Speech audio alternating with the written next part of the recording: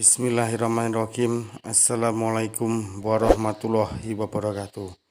Mari kita simak bersama-sama kajian oleh Ustadz Adi Hidayat.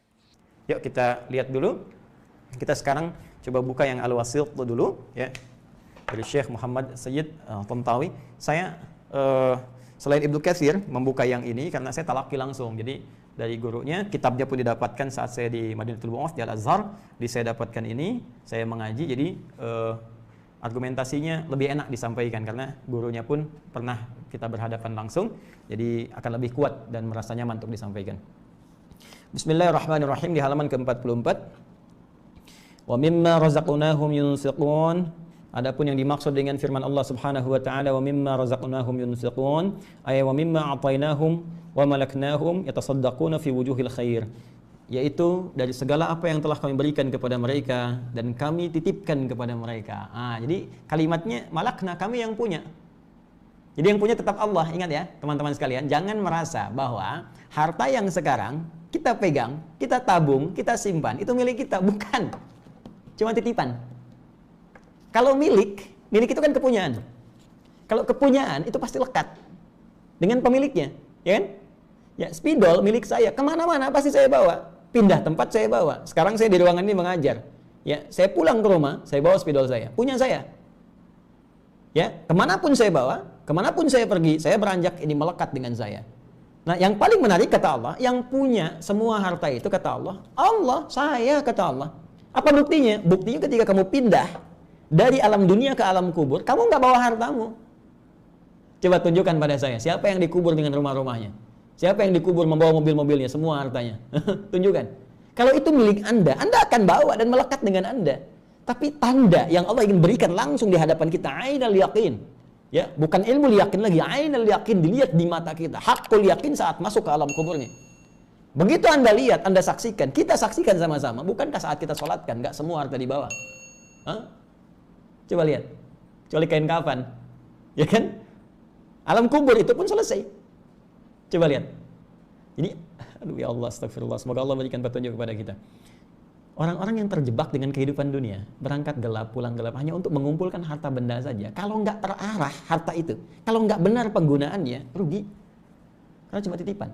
Dikasih modal, harta, buat beramal, buat tijarah, buat bisnis nih, supaya untung saat pulang kepada Allah dapat keuntungan. Ya, Anda dikasih modal, tapi nggak digunakan dengan baik. Alih-alih digunakan untuk berkreasi, dapat keuntungan, Anda gunakan foya-foya. Sana sini, ada yang pakai judi, pakai ini, pakai itu. Habis harta, perusahaan hancur semua. Anda aja merasa nggak nikmat. Sekarang Allah kasih modal, Anda sia-siakan. Perbanyak, hitung. Alladzi jama'a mala wa 'addadah, cuma ngumpul, hitung, tapi nggak benar cara menyalurkannya. Pengelolaannya nggak tepat. Maka ketika pulang, nggak ada yang punya nilai. Makanya ketika bahasanya itu indah, ya, bahasa penafsirannya luar biasa nih. Apa yang kami berikan itu, wa ma'atainahum, wa malaknahum. Apa yang kami berikan kepada mereka itu, kami yang punya, dititipkan kepada mereka, sehingga mereka merasa memiliki itu. Ya, jelas ya? Baik, jadi ingat, harta titipan, ilmu titipan, kedudukan titipan, semua punya pertanggungjawaban di hadapan Allah Subhanahu wa taala. Yatasaddaquna fi wujuhil khair. Mereka menggunakan itu, ya, mereka mengelola itu pada segala hal yang baik-baik, digunakan pada yang baik. Ya, sedekah. Ya, sesuatu yang benar, sesuatu yang baik. Baik, nanti kita rinci. Wa yamudduna aydiyahum bil ihsan lil faqiri wal miskin. Kemudian mereka melebarkan tangan mereka, meluaskan pemberian mereka bil ihsan dengan cara yang baik yang diridhai Allah. Ihsan di hadis Muslim, nomor hadis ke-8 disebutkan anta'budallah, kembali ibadah, visi hidup kita yang tadi saya jelaskan. Anta'budallaha ka'annaka tarahu fa illam takun tarahu fa innahu yarak. Engkau menjadikan aktivitasmu sebagai ibadah. Nah, sekarang itu komitmen kita, visi kita, misi kita, hidup kita di situ. Kita dititipkan harta, bagaimana caranya harta jadi ibadah? Diberikan kepada istri, dikelola di rumah tangga jadi ibadah. Diberikan kendaraan, kendaraan jadi ibadah. Diberikan sepeda, sepeda mengantarkan pada ibadah. Diberikan mobil, mobil mengantarkan pada ibadah. Diberikan pakaian, pakaian digunakan untuk ibadah. Buka lemari pakaian Anda. Dari sekian pakaian yang telah dikoleksi, berapa di antara pakaian yang belum pernah dipakai ibadah? Jangan-jangan ada yang belum pernah dipakai sholat. Lihat koleksi alas kaki Anda, sepatu, sendal yang sudah dipakai kondangan, dipakai setahun sekali, pernah nggak dipakai ke majlis ta'lim, dipakai menunaikan ibadah, pakai ke masjid, lihat, itu akan dihisab. Jelas? Baik, jadi segala hal jadikan sebagai ibadah. dan lakukan semua karena Allah, seakan-akan ya kita sadar Allah mengawasi kita walaupun kita tak mampu melihatnya. Ya, anta'budallaha ka'annaka tarahu fa illam takun tarahu fa innahu yarak. Ilal faqiri wal miskin, kepada orang yang membutuhkan, baik dalam kalangan yang sangat membutuhkannya ataupun yang punya keterbatasan, dia punya pekerjaan tapi tak mampu memenuhi hajat hidupnya. Sekarang dirinci. Warizqu 'inda jumhuril ulama, adapun pengertian rizki ini. Ya, wa mimma razaqnahum. Sebelum kita masuk ke infak, kita terangkan rizki dulu. Dari sebagian rizki, dari rizki yang banyak yang kami berikan, kami titipkan kepada mereka, itu mereka infakkan. Apa itu rizki? Wa rizqu 'inda jumhuril ulama, adapun yang dimaksud dengan rizki menurut pemahaman mayoritas ulama, ma salaha lil intifa' bihi halalan kana aw harama. Baik. Ma salaha lil intifa' bihi, segala yang baik untuk dimanfaatkan. Jadi luas nih, ini masih luas. Ya. Halalan kana aw haraman. Fokus. Segala yang baik untuk dimanfaatkan. Ma saluha lil intifa' bihi. Jadi maknya kembali ke tadi saya terangkan, ma ini menunjukkan aspek yang luas, banyak, banyak. Jadi kalau kita bicara tentang rizki, pemaknaan rizki itu masih luas, banyak maknanya. Kalau rizki ya, masih luas. Awas, nanti beda dengan infak. Awas, hati-hati. Rizki itu sifatnya luas. Ada yang sifatnya materi, yang berwujud, ya bisa dipegang, kan? Ya bisa digunakan beraktivitas, bisa dikreasikan. Di sini kita tuliskan uang, nah, itu rizki. Makanan, itu rizki. Ya, pakaian, itu rizki. Sandang, pangan, papan, itu rizki. Ada yang sifatnya wujudnya tak terlihat langsung, tapi terasa bagian yang bermanfaat dalam kehidupan kita. Tadi masaluhal lintifa, hal yang sangat bermanfaat. Ya, hal yang baik yang bisa dimanfaatkan. Apa di antara yang wujudnya immateri? Ya, tak tampak langsung, bisa kita pegang, wujudnya nyata, bisa kita kreasikan misalnya. Apa di antaranya? Kesehatan, itu rizki. Kebahagiaan, itu rizki. Ya. Tuh. Kaya itu penting, itu rizki. Tapi bahagia pun itu penting. Coba, pilih mana? Pilih mana? Kaya tapi gelisah atau miskin tapi tenang? Kalian yang kameramen nih, pilih mana? Kaya tapi gelisah atau miskin tapi tenang, bahagia? Yakin saya kaya tapi bahagia. Berarti bahagia itu penting, bahagia itu rizki. Tuh, sampai bersin tuh. Baik, alhamdulillah. Baik, teman-teman nih, sehat tuh, tapi gelisah, atau sakit tapi tenang? Ya tenang itu rizki, sehat itu rizki, makanya pengen sehat dan tenang, sehat bahagia, ini rizki, keturunan rizki, keturunan. Ya, makanya Nabi Zakaria alaihissalam cukup, pakaian cukup, makanan cukup, keturunan belum ada, minta sama Allah Subhanahu wa Ta'ala. Begitu melihat Maryam, ya mendapatkan rizki dari Allah berupa yang pakaian, berupa makanan, khususnya makanan, kebutuhan-kebutuhannya. Di Ali Imran ayat 37 itu, ya, fataqabbalaha rabbuha biqabulin hasanin wa anbataha nabatan hasana wa kaffalaha Zakaria kullama dakhala 'alaiha Zakaria al-mihrab wajada 'indaha rizqa qala ya Maryam anna laki hadha qalat huwa min 'indillah innallaha yarzuqu man yasha bighairi hisab. Ya, pamannya setiap kali mengantarkan kebutuhan ada semua rizkinya, disebutkan rizkinya berupa makanan, berupa kebutuhan Maryam, ada yang materi. Tapi ketika bertanya dari mana semua ini, jawaban Maryam jadi umum. Dari Allah. Allah memberikan, ini sifat keumumannya. Sifat keumumannya, keumuman rizki yang saya maksudkan. Innallaha yarzuqu may yasha. Allah akan memberi rizki pada siapapun yang ia kehendaki. Bighairi hisab, tanpa batasan. Jadi Nabi Zakaria bertanya khusus rizki terkait dengan yang materi, makanan, pakaian. Ini kan saya antarkan, kau udah ada. Yang menjawab umum, jangankan makanan paman, jangankan pakaian. Rizki yang banyak pun Allah akan berikan dengan mudah pada siapa yang dikehendaki. Maka Nabi Zakaria mengikuti jejaknya Maryam. Bagaimana bisa mendapatkan ini? Saya makanan cukup, pakaian cukup, yang belum ada keturunan. Maka minta sholat tadi mihrabnya itu. Di ayat 38-39 itu kan? Hunalika da'a Zakaria rabbah qala rabbi habli min ladunka dzurriyyatan thayyibah innaka sami'ud du'a. Maka di situ beliau berdoa, ya Allah anugerahkan kepadaku keturunan. Nabi Zakaria mintanya keturunan. Ini keturunan itu rizki. Ya, keturunan rizki. Jadi kalau rizki itu masih luas sifatnya. Nah, dari semua rizki yang diberikan, makanya tadi disebutkannya banyak, kan? Ya masal walil intifa, yang bisa dimanfaatkan, bisa dikreasikan, bisa digunakan. Kita merasa nyaman dengan itu semua. Itu banyak Allah kasih kepada kita. Teman-teman sekalian, sehat itu rezeki. Betapa banyak orang punya banyak harta, tapi nggak sehat misalnya. Ya kan? Anda sehat, keturunan baik, di rumah sehat semua, itu rezeki. Tapi dari yang banyak itu, nggak semua mesti diinfakkan. Jadi infak itu lebih khusus lagi dari rezeki ini, maka muncul amalan instrumen takwanya infak. Dari rezeki ini, apa amalannya? Apa instrumen takwanya? Infak. Infak lebih spesifik dari sebagian rezeki itu. Kalau kita mau buat tafsir yang umum, dari yang ini yang banyak ini, nggak semua mesti diinfakin. Emang ada orang infak anak? Saya mau infak anak? Nggak mungkin. Ya, saya mau infak istri? Nggak ada. Istri bilang saya mau infak suami, saya kesel di rumah, saya infakin aja suami saya. Nggak bisa. Ya. Saya mau infak kebahagiaan, nggak bisa. Ya, jadi spesifik sifatnya. Jadi dari semua yang banyak ini, apa yang masuk kategori yang bisa diinfakkan? Nah, infak itu khusus pada hal yang sifatnya materi saja, itu pun dengan klasifikasi tertentu. Ya, jelas? Infak. Jadi infak itu sifatnya materi. Jadi nggak ada istilah saya infak kesehatan, infak kebahagiaan, infak ketenangan, nggak ada. Ya.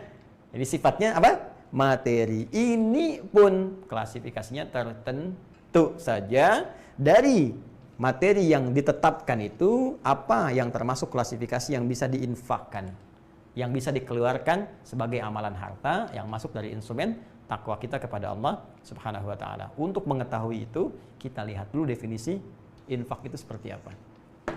Ya. Bismillah. Kita baca lagi. Kita teruskan ya. Jadi mohon izin kita bahas sampai mengerti betul ya, sampai paham betul. Bismillahirrahmanirrahim. Kita lanjutkan. Termasuk ini saya beri catatan. Halalan kana atau haraman. Ya. Jadi kalau rezeki yang banyak tadi bisa kualifikasi yang halal, bisa yang haram. Ya, jadi itu masih masuk rezeki. Masih masuk kategori rezeki. Karena itu ada min di awalnya dari sebagian, maka bagian itu bisa luas. Jangan sampai engkau berinfak dari yang haram. Hati-hati, cek dulu harta kita. Mohon maaf ya, jahiliyah itu sejahiliyah-jahiliyahnya. Bukan jahiliyah, sejahiliyah-jahiliyahnya. Itu saat mereka akan berinfak untuk pembangunan Ka'bah. Ya, renovasi Ka'bah. Itu yang dikeluarkan cuma yang baiknya aja. Sepakat mereka. Jangan keluarkan dari yang jeleknya, keluarkan yang baik-baiknya. Sepakat semuanya itu. Itu sejahiliyah-jahiliyahnya. Nah, kita, Anda, saya yang mengaku sudah keluar dari jahiliyah. Berapa dari sekian harta kita yang baik yang bisa kita keluarkan? Karena itu ada min di situ. Walaupun Anda mendapatkan rezeki, jangan didapatkan dengan cara yang haram. Apalagi rezeki haram dipakai untuk infak. Itu yang keterlaluan. Hasil korupsi, wah biar jadi dapat legalitas dari Allah. Nggak banyak banget dosanya misalnya.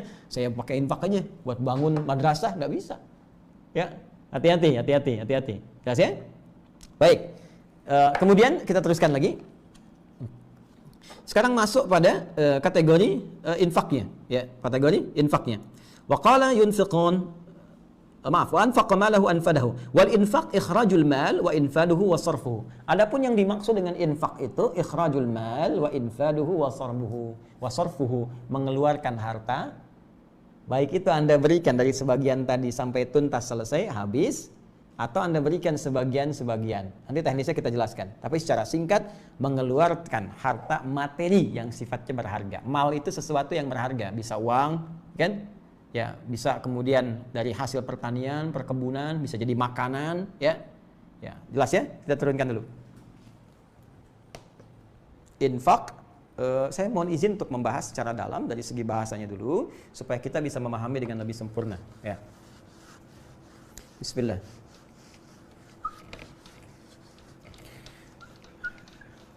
Teman-teman sekalian, mohon maaf sekali, saya tidak bermaksud untuk menggurui, hanya ingin berbagi saja apa yang saya pelajari. Jadi nanti kalau ada kekurangan, Anda boleh lengkapi, ya. Kalau ada yang salah boleh dikoreksi juga, dan sehingga kita bisa terkontrol pembahasannya dan belajar dengan cara yang benar.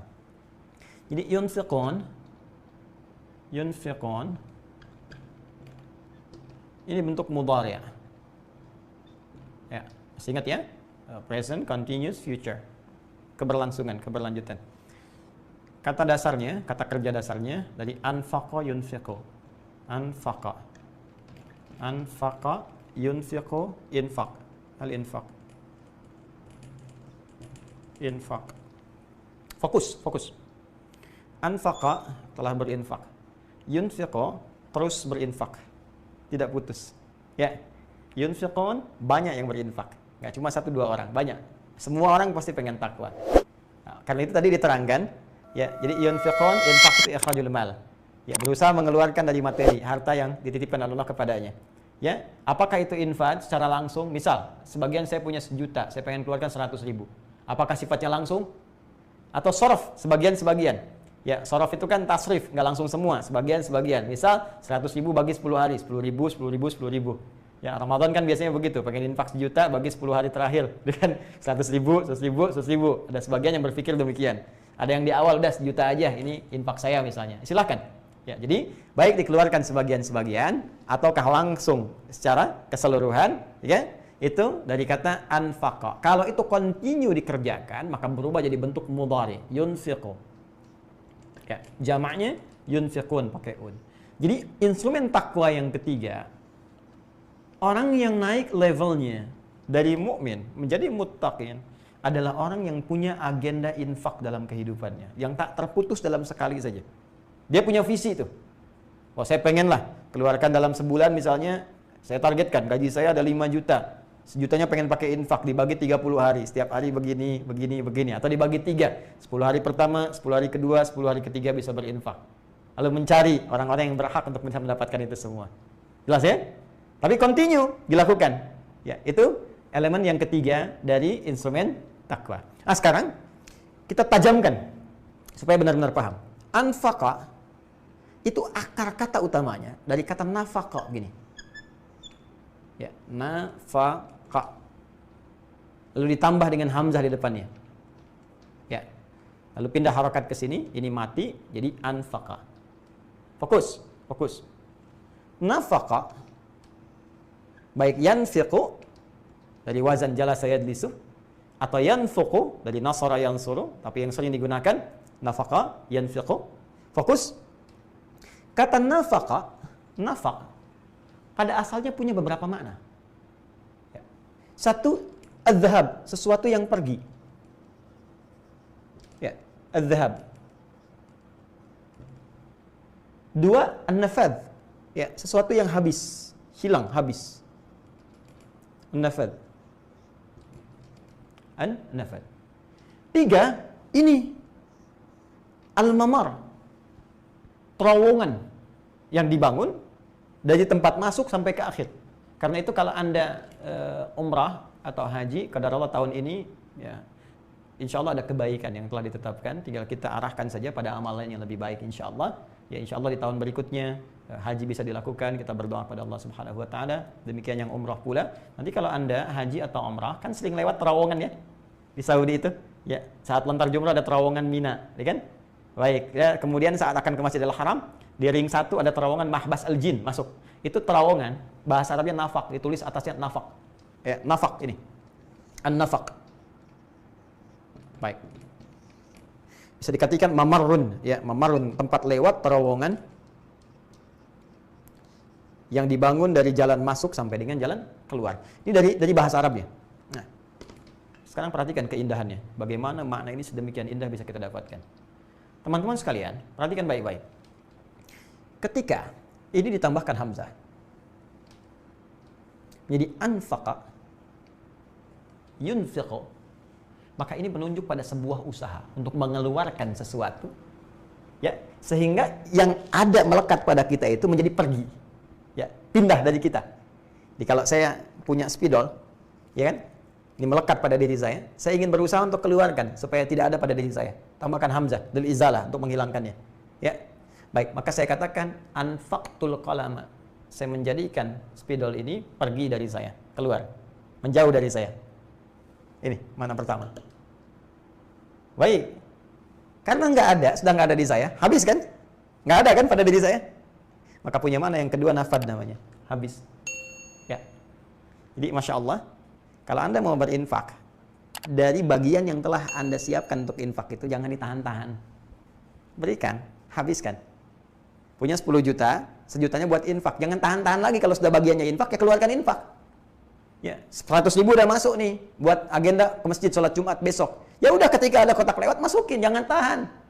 Ya, kalau nggak sempat kotaknya lewat, ya setelah selesai Jumat cari kotaknya, masukin, titipin ke DKM masjid. Jangan sampai pulang ke rumah kebawa lagi. Karena harusnya pergi keluar, nafat hilang. Jelas. Baik sebagian-sebagian, terus 1 juta langsung dikeluarkan. Itu sifat infak. Indah kan? Tapi yang paling dahsyat, infak akan membangun terowongan kehidupan bagi kita. Yang akan kita dapatkan hasilnya saat kita kembali kepada Allah Subhanahu wa taala.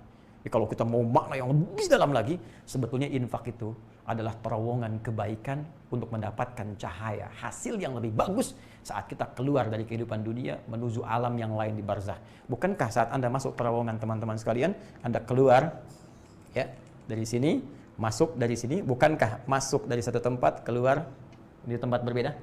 Perhatikan, infak adalah jembatan, infak adalah terowongan yang akan memindahkan amalan Anda. Terlihat seperti pergi, sesungguhnya dia akan mengantarkan kemudahan Anda untuk masuk ke alam berikutnya dengan pahala-pahala yang telah kemudian disediakan. Tapi, seperti bikin terowongan gak mudah, infak pun gak mudah. Tuh lihat bikin terowongan, gali dulu, gali dulu, gali dulu, sampai Anda bisa mendapatkan jalan keluarnya. Infak juga begitu, mau ngeluarin tuh gak mudah. Ya, coba deh. Mau infak 1 juta, bisa nggak? Gak mudah.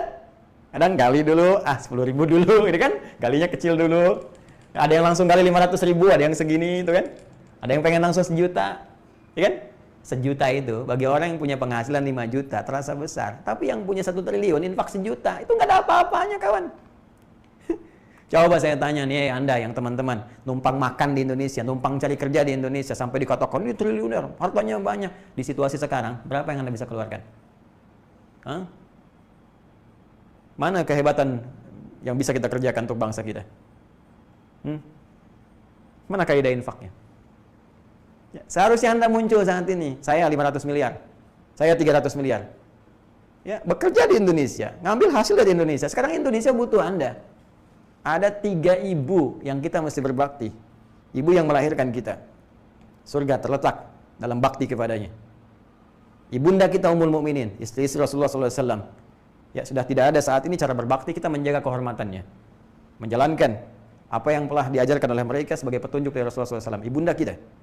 Dan ibu kita yang ketiga, ibu pertiwi kita. Tempat kita bernaung, tempat kita berpijak. Sekarang ibunda kita sedang sakit. Maka anak-anaknya harus membantu kembali.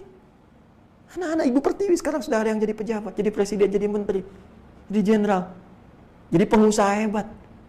Ya, Allahu Akbar. Kenapa kita tidak bersatu membantu ibu kita untuk sehat kembali? Ayo kita bangun. Sehatkan ibunda kita. Jangan sampai harta-harta ibu diambil oleh orang-orang lain.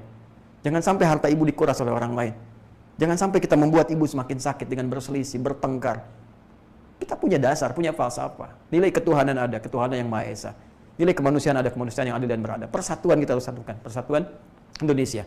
Kerakyatan dipimpin oleh hikmat, bijaksana dalam permusyawaratan perwakilan, keadilan sosial bagi seluruh rakyat Indonesia. Itu falsafah kehidupan kita berbangsa, bernegara. Nilai syariat hadir di dalamnya. Ibu kita sekarang sedang sakit, apa yang bisa kita kerjakan?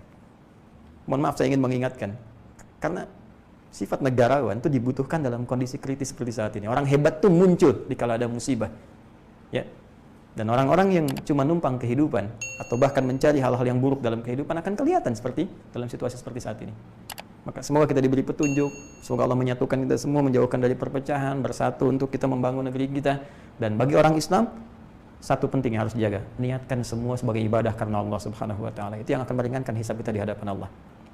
Ya, mohon izin sekali lagi saya mengingatkan karena sayang saya, cinta saya kepada Ibu Pertiwi sebagai bagian dari tugas kita untuk berkhidmat demi ibadah kepada Allah Subhanahu wa taala. Maka ini teman-teman sekalian, kita bangun terowongan kehidupan kita. Mumpung Allah titipkan, kalau sudah nggak dititipkan nggak bisa lagi, ya kan? Nah sekarang kalau sudah paham, inilah filsafatnya infak itu. Jadi infak terlihat seperti membuat harta kita pergi, terlihat seperti habis harta kita, tapi sesungguhnya hakikat dari ini semua sedang membangun terowongan yang bisa memudahkan dan melancarkan aktivitas kita sampai kita kembali kepada Allah di alam barzakh itu.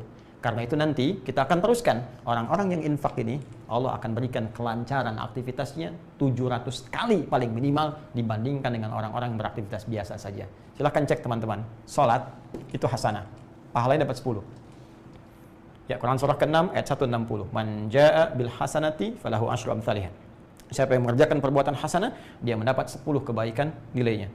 Baik, salat disebut hasanah. Quran surah ke-11 ayat 114. Aqimis salata tarafain nahar wa zulafan minal lail. Innal hasanati yudhibnas sayyiat. Salat disebut hasanah. Jadi kalau kita mengerjakan salat, pahalanya 10. Berjamaah naik 27 derajat. Kan?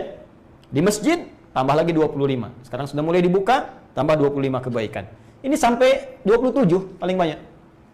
Infak. Allahu Akbar. Quran surah kedua ayat 261. Paling kiri agak ke atas. Mathalul ladzina yunfiquna amwalahum fi sabilillah kamathali habbatin ambatat sab'a sanabil fi kulli sumbulatin mi'atu habbah wallahu yudha'ifu liman yasha wallahu wasi'un 'alim.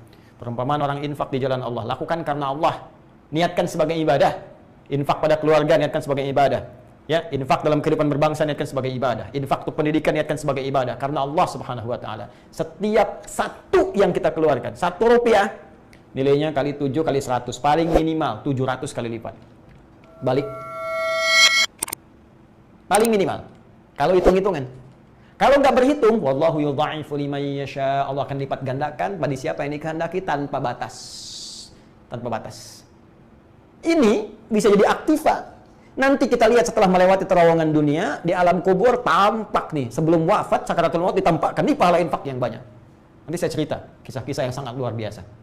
Ya. Ada lagi, ini balik nih untuk kemudahan dalam kehidupan di sini.